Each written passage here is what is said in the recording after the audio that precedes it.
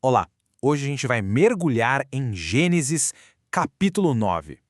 Logo depois do dilúvio, a humanidade ganha um novo começo. Mas essa nova era não é feita só de promessas divinas, não. Ela também traz um conflito familiar bem pesado, com consequências que, segundo o texto, iam ecoar por gerações.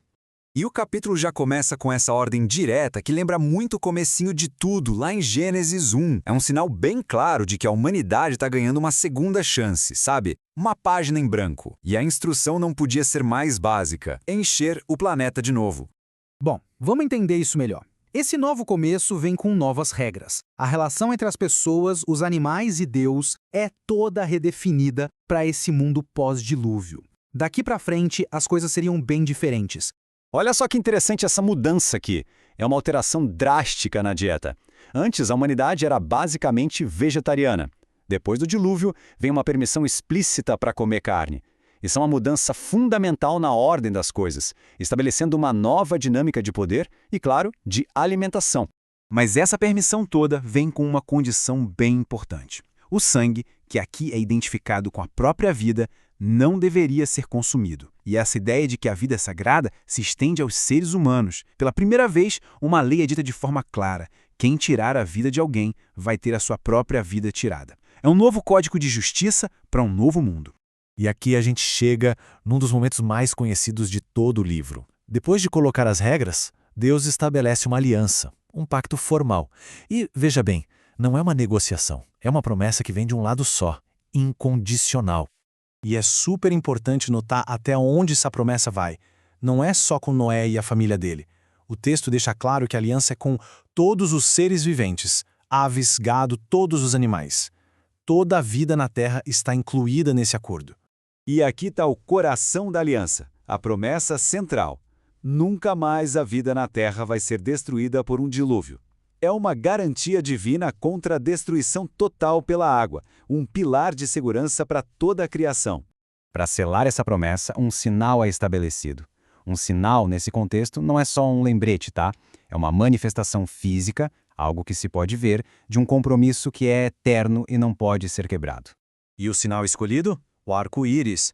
O texto diz que quando o arco aparecer nas nuvens, ele vai servir como um lembrete dessa aliança eterna. E não só para a humanidade, mas para o próprio Deus. É um símbolo de paz e promessa que foi colocado no céu.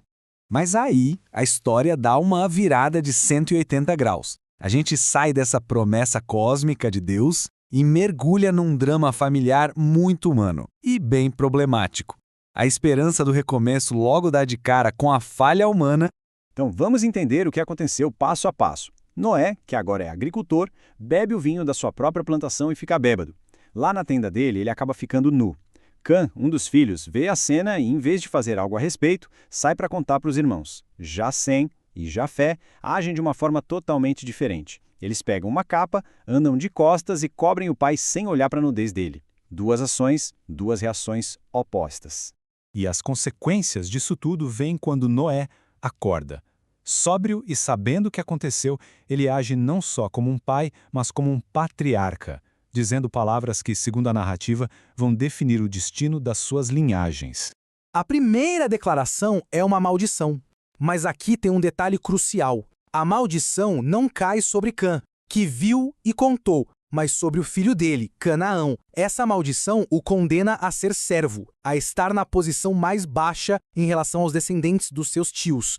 Logo em seguida, vem a bênção para Sem, uma bênção que foca na relação dele com Deus. E, de novo, a maldição de Canaã é reforçada. Ele será servo de Sem. Uma estrutura social para o futuro está sendo desenhada aqui. Por fim, Jafé também é abençoado, com promessas de crescimento, de expansão. A bênção dele o coloca numa relação próxima com Sem. E pela terceira vez, como que para martelar a ideia, a sentença de Canaã é repetida, selando o destino dele como servo dos outros dois. Com essas palavras proféticas ditas, a história de Noé vai se aproximando do fim. Ele viveu bastante para ver o novo mundo começar e, com suas próprias palavras, ajudou a moldar a relação entre os povos que viriam de seus filhos.